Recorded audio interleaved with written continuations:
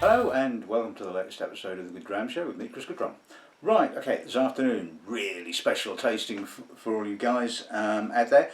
A few weeks ago I was kindly sent some samples of a new range of whiskies that are being released into the UK market by the number one drinks company, so a big thank you to them for that. And the range basically consists of a vatted grain, a vatted malt and a blend. And I thought, you know, what would be a really nice episode of the show would be to do a comparative tasting with, you know, two of each of these different types of whiskies. And obviously the one name that sprang to mind when talking about vatted grains and malts and blends and things like that, of course, is Compass Box. And I had intended to use the last year's releases of the This Is Not a Luxury Whiskey and Flaming Heart, but lo and behold, a few days ago, two new samples of new releases, brand spanking new releases from Compass Box appear on my desk. So I thought, well, it'd be rude not to review them and get my review in before everybody and their mother sort of like starts tweeting about them. So really up to date tasting, you know, really current, and hopefully it will be really interesting. So it's kind of a battle of the blenders today on the Good Dram Show, or an international series, for want of another word. As we know, Compass Box are based in Glasgow, but the other company, Sutcliffe Son, is an American independent bottling company, a fairly new one, I believe, set up by a chap called Don Sutcliffe, who is the managing director of a company called Craft Distillers, and Willie Phillips, who was the managing director of the Macallan for a number of years, 20 something odd. Apparently they met because Don was the development manager for Macallan in the States, and they'd apparently talked about some kind of collaboration, and lo and behold, here we have it. They're not cheap. The recommended retail price for the three bottlings in the Sutcliffe & Sons range are going to be retailing at around about £86 a bottle, so they're going to be good for that kind of figure.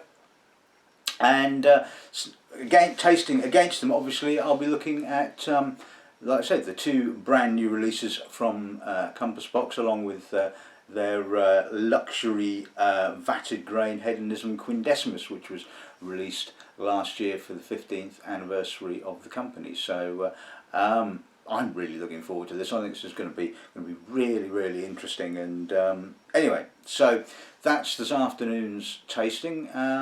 Let's introduce the lineup then, shall we?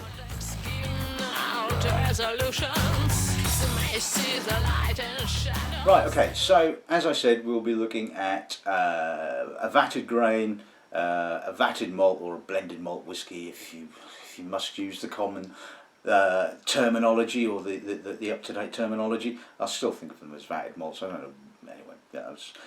Anyway, so we'll be looking at this range from Sutcliffe & Son is called the Exceptional. So we're going to kick off with the Exceptional Grain. This is the third edition of this, although this will be the first edition to be released in the UK. This is bottled at 43% and contains a selection of grain whiskies from North British, Loch Lomond, Strathclyde, Cameron Bridge and Carsbridge distilleries, all vatted together and then married in first fill Oloroso. No indication of the ages of these particular whiskies, but I guess at the end of the day doesn't really matter. And up against it we have, like I said earlier on, the Hedonism Quindecimus, which was released last year, bottled at 46%.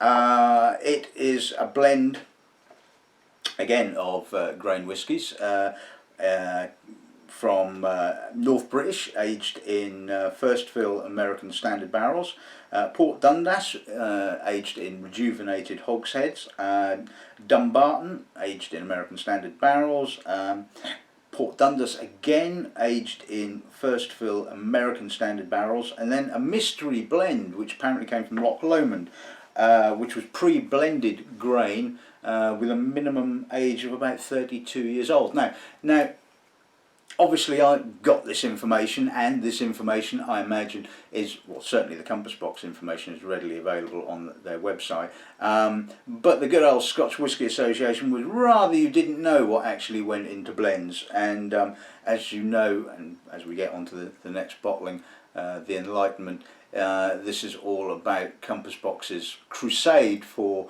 greater transparency in whisky, and I wholeheartedly support that. You know, if customers nowadays, they don't just want to know whether it tastes nice or what have you. They want to know what's gone into it, the blend, you know, what the barrel number is, what type of cask, all this kind of stuff.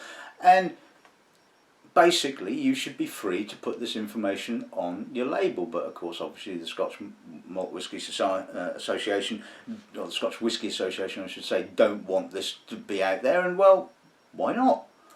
Give the independent company or the blender the opportunity to put that information on the label. And it's just yet another example of, you know, the bizarre nature of the Scotch Whisky Association, which I've spoken about on several occasions. And you know, when you think about it, virtually every other food source, drink, you name it, has an ingredients list on, and why should Scotch whisky be any different? Why should there be some kind of mystique about it? You know, again, it all goes back to the whole caramel colouring argument. If you're going to use it, stick it on your bottle and say you're going to use it. That's basically why I'm at with regards to that. Anyway, we're not going to go into a diatribe about that. We're going to taste some whisky, aren't we? So next we're going to look at the Exceptional Malt. This is the second edition of this bottling, again bottled at 43% and bottled this year. Now, the Exceptional Malt includes malt whisky from Glenfarclas, Ben Nevis, Balvenie, Kinninivy, Glenfiddich, Altlavine, Ochroisk, Glenallachie, Westport, which is, as we know, the name for Glenmorangie when it's sold, because you can't bottle it as Glenmorangie, Speyside, and obviously Macallan, blended all together again, and then married in first fill Oloroso butts. So quite a lineup of different casks in there. Again, like I said, no indication of age, but you know, obviously I'm expecting some age, shall we say, so that should be really interesting. Up against it, we will be tasting the new Enlightenment from Compass Box. This is bottled at 46% and contains malt from Clynelish, aged in first fill American standard barrels. Now, Clynelish is a classic blender's malt. It has that sort of lovely honey character, as we found out when I did the Clynelish tasting, or 2 episodes of the show on it. You know, it can be, you know, really nicely honeyed and malty, and certainly it seems to be a big favourite of John Glazer's when he's creating a blend. Certainly, it seems that way. There's also malt whisky from Glentorquers, aged in first fill American standard barrels. Balblair, also aged in first fill American standard barrels, and Mortlach, which has been aged in rejuvenated American standard barrels, just a small percentage in that particular blend. So maybe it's a little bit unfair, and you know, there's obviously going to be a sherry component to the American, but obviously again we'll see what the quality's like and what it comes out like. And finally we'll be looking at the blend. Now, this is the Exceptional Blend. This is the first edition, again bottled at 43%, containing exactly the same combination of malt whiskies that the malt contains, with the addition of grain whisky from North British Strathclyde and Cameron Bridge. So again, hopefully that should be interesting. And tasting up against it, the final sample of the day is the new Circus by Compass Box, bottled again Well, no, actually bottled at 49%. I was about to say bottled again at 46%, but no, it's actually bottled at 49%. Now, this kind of goes on from a bottling they did last year, year before, something like that, called the General, where they discovered a batch of very old pre-blended whiskey that had just been sat in barrel, and I remember tasting the General, although I didn't have the opportunity to write tasting notes at the time, but it was a phenomenally good blend. So what we have here is 4 different casks, 3 of which obviously had this pre-blended whiskey, one of which was a refill sherry butt, one of which was 2 of which were refill sherry butts, and obviously the same with the grain component. That was already pre-blended and aged in refill sherry. The only other malt to be used is from Ben Rins, and that was aged in first fill sherry. So, you know, big amount of sherry going on there. So it could be really interesting. And anyway, I think I've waffled enough about what's actually gone into them. I think it's probably time to taste them, really.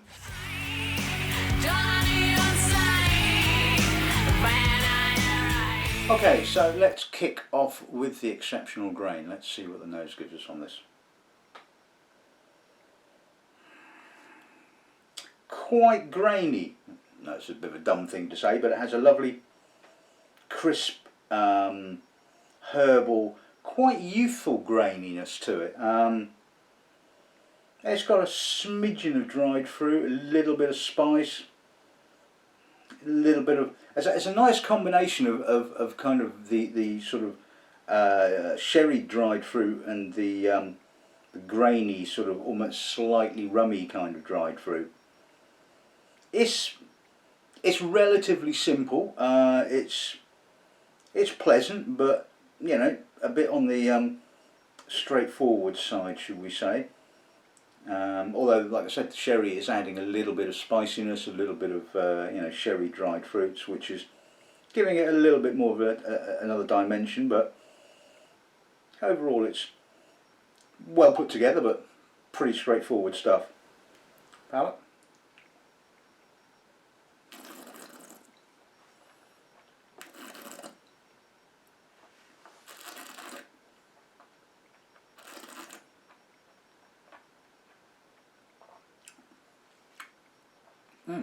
Lovely spicy finish on that. I'm not getting a huge amount of grain. I'm getting a lot of oak. I'm getting both vanilla, American oak. I'm getting sherry cask. It's got some nice treacle, some spices. I'm getting a little bit of grainy dried fruit kind of coming through on the end, but this is really very oak heavy, very pronounced with regards to the oak character. And this is often an issue with grain whiskies, that they do have a tendency to be quite light, and they obviously take up an awful lot of the casks that they're aged in. And this particular one is no different to that. It's pleasant, it's well put together, just a little bit heavy on the oak, I think.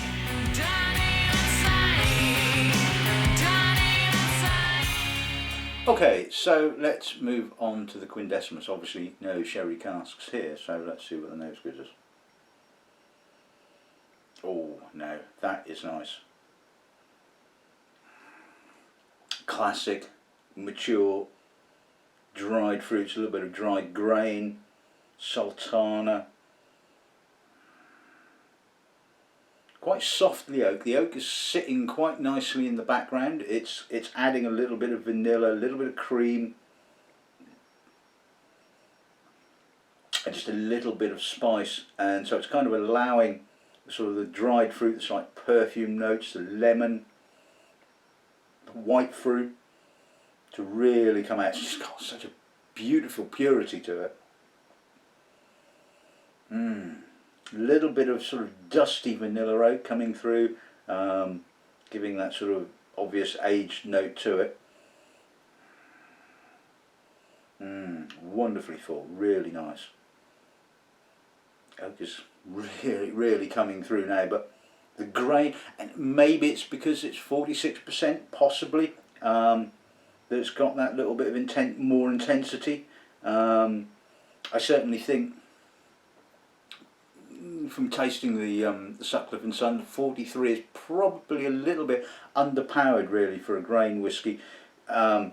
Given the fact that grain whisky can be relatively light and relatively straightforward, part of its charm, its appeal, certainly seems to lie in bottling it with a slightly higher ABV. Certainly some of the most successful bottlings of grain whisky I've tasted tend to be at cask strength, or at least up close to around about sort of 50, and personally maybe 46 is maybe as low as you'd want to go. A little bit of oak smoke coming through now, but still really aromatic. Palate.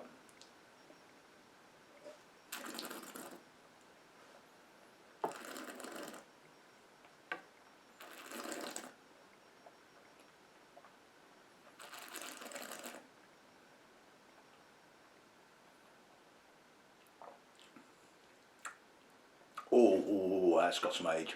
And you can really feel that on the finish, that sort of lovely mature oak, a little bit of dark spice, a little bit sort of almost mahogany kind of character, a little bit of leather, some wonderful rummy dried fruits, sultana, sort of more in the kind of sultana dried grape kind of end than the raisinated end of the spectrum. Softly spiced, softly oaked, lovely crispness. That obviously that extra, that additional ABV is certainly just bringing the sort of the crisper, grainier elements of the grain to life, and sort of you can certainly feel that right on the finish. And wonderful length, wonderful purity. I mean, really, really impressive. I mean, this was a gorgeous whisky. Yes, when it was on the shelves, it was obviously retailing for a lot more than the Sutcliffe and Sons, but on this tasting, my preference is certainly with that. It's kind of, I'm afraid to say, it's sort of blown the American out of the water. So so I think 1-0 to the Scots to start off with. So let's move on.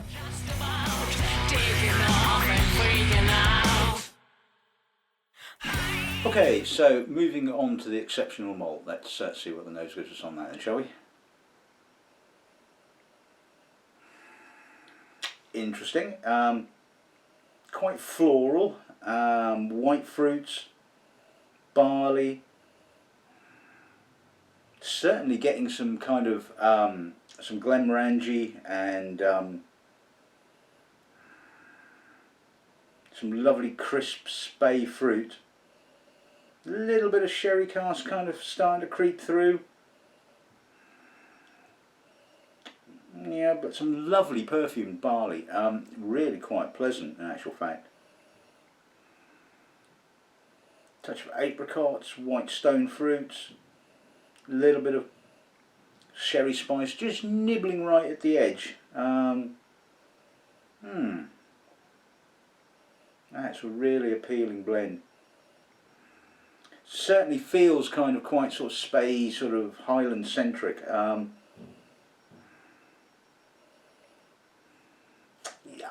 not getting huge complexity. I'm getting a lovely whiskey. It's all well put together, but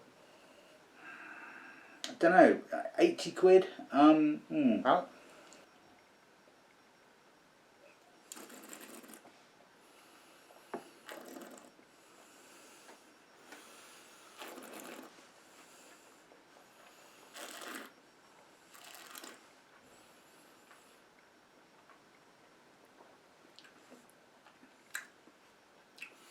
A lot more sherry character on the palate. A lot more of that rich, slightly spicy ginger, cinnamon, dried fruits. A little bit of vanilla kind of coming through on the end. Slightly balsamic, treacle, bit of burnt toffee. Well, maybe not burnt toffee, toasted toffee possibly. Yeah, a lot of sherry character. Doesn't quite have the perfumed elegance of the nose. More about the power of the sherry casks, and I'm not getting the complexity. yes, it's nice. It's got some maturity. It's got some dusty oak, some mature, mellow character to it, and a nice spiciness. But I just want a little bit more.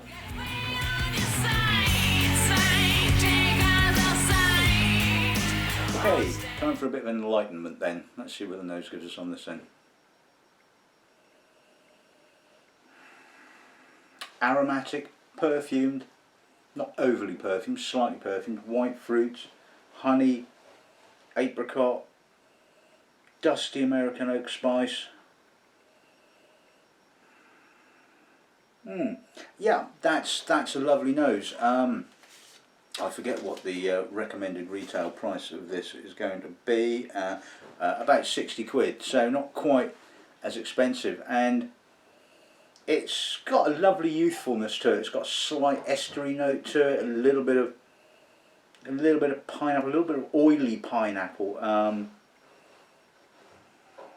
nice honey character. Again, no sherry, all American oak, so it's kind of more in my kind of ballpark. Although I'm not saying that sort of this is a better whiskey because there's no sherry cask. It's just it's got more going for it. It's younger, yes, but it's exuberant, it's vibrant, and just has a little bit more going on the nose, I think. Palate.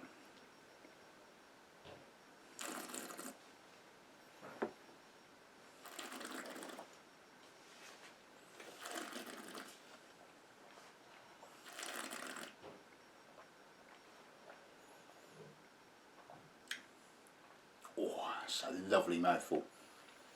Rich, dense, Speyside fruit, apricot, honey,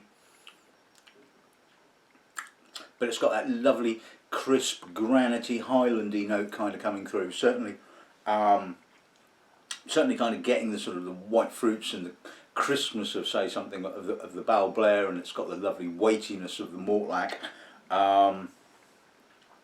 Touch of grass, some lovely soft, gentle vanilla oak. Again, not overly oak, just kind of nicely sitting in the background, giving some balance and just adding that sort of structure to the whiskey. That is just that is a lovely blend. And yeah, 60 quid, pretty good value for money, I think. So on the evidence of this, although I think the Sutcliffe Sons is a nice bottling, and maybe if you prefer sherry cask whiskies, then maybe you would opt to go for that. But for me, I just think the Compass Box just has that, just shades it, because it just has a little bit more complexity.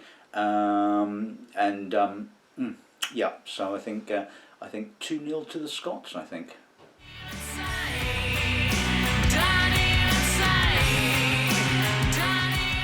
Okay, so let's look at the exceptional blend then, shall we? The character is similar to the exceptional malt, possibly a little bit more sherry, a little bit more treacle, touch of violets, but the grain component is just giving it a really nice vibrancy. It's giving it a lift. Again, it's a nice kind of combination of sort of sherry dried fruits and grainy dried fruits, almost rummy. It's got more of a lightness of touch to it. It's got a little bit more elegance. Again, I'm getting sort of like the Morangi elements, the sort of the lighter. Obviously American oak aged, malts kind of coming through. A little bit of butteriness, a little bit of vanilla. The sherry's now starting to take a little bit of a back seat. I'm certainly getting more vanilla and American oak character coming through now. That's nice. This is really very nice. Really pleasant. Just shows more complexity than the malt, I think. Palate.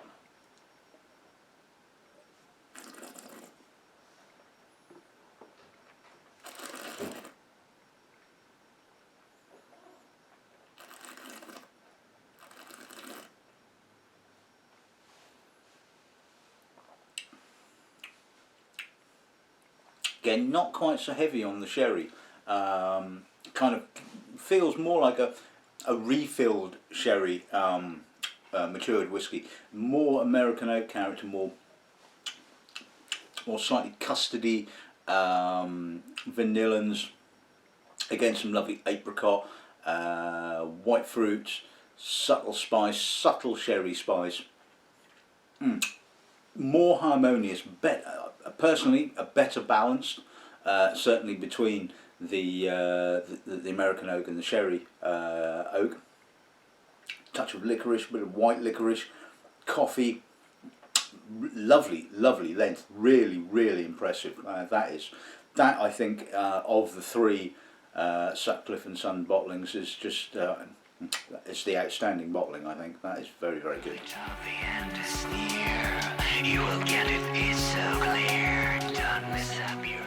And finally, on to the circus. Let's see what the nose gives us on this then, shall we?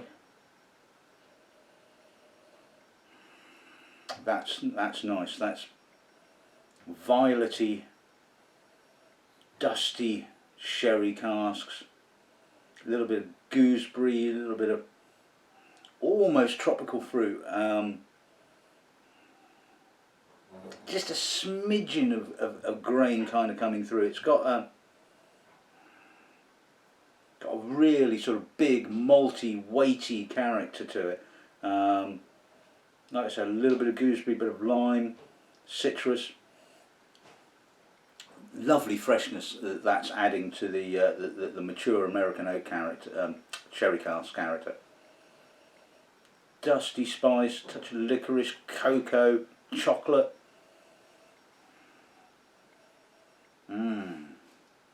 That is very nice, really nice, and that's from someone that's not a huge fan of sherry cask matured whiskey. So that is, again, it's just not all mature sherry cask. There's some vibrancy, there's some crispness. That is very nice. Oh.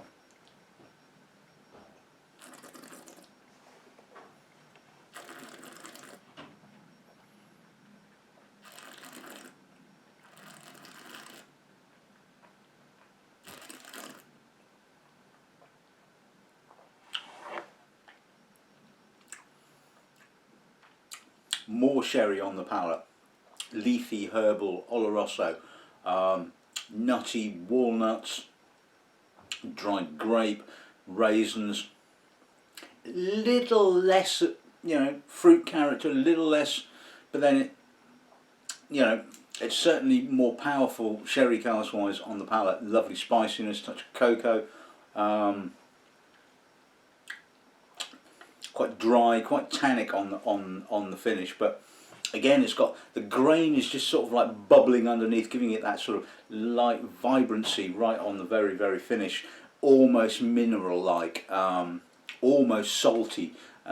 Really interesting. Yeah, that's good. That's impressive. It has to be said. So, of the two, I think they're both quite different to each other. But I think they're both exceptionally good, and I must admit I don't think I would say one shades it over the other. So I would say in the blend stakes that's certainly a draw. So a point each, I think. But obviously that makes Scotland 3-1 winners. So there you go.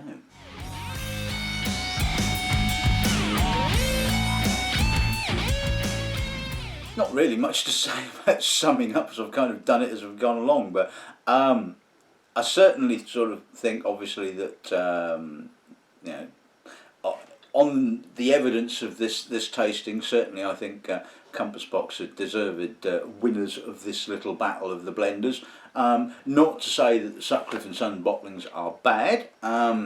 That's not the whole issue. There's absolutely nothing wrong. Just for me personally, I think I preferred the Hedonism Quindecimus over the grain, and I think I preferred the Enlightenment over the Exceptional Malt. But then I think that they're good whiskies, and I would certainly urge you to buy them, give them a try, and make your own minds up. But just for me, I think that's the way the coin has landed, so to speak. And yeah, that's there's not an awful lot more I can say about it. To be honest with you, I think sort of 3-1 to Compass Box. Yeah, I think that's a pretty fair result. So I'm sure all the guys at Compass Box will be chuffed with that one. Probably less so number one drinks company, but yeah, this is just one man's opinion at the end of the day, you know. Anyway, so that's this week's episode of the show in the bag. I think it's been really interesting, enlightening almost, as they say. So all I have to say is good afternoon and good ramming.